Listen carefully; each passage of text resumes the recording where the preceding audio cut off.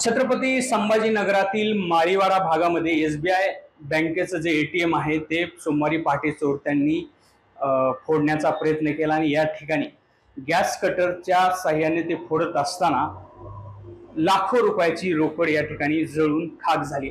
आपण बघू शकत असाल तर हे सगळे जळालेले पैसे आहेत। 500 रुपयाच्या आणि 200 रुपयाच्या या ठिकाणी नोटा आहेत, त्या संपूर्णतः जळून खाक झालेल्या आहेत।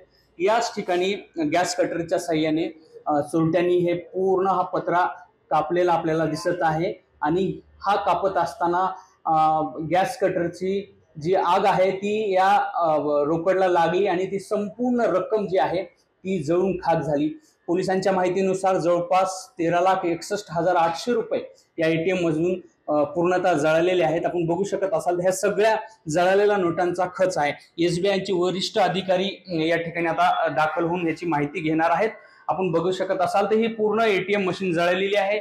या बाजूला सीडीएम मशीन देखील आहेत आणि आज सोमवारी पहाटे साधारण 4:15च्या दरम्यान या चोरट्यांनी ही रक्कम पळवण्याचा प्रयत्न केला। सीसीटीव्ही मध्ये देखील काही दृश्य कैद झालेली आहेत, त्यामुळे पोलीस या आरोपींचा शोध घेत आहेत।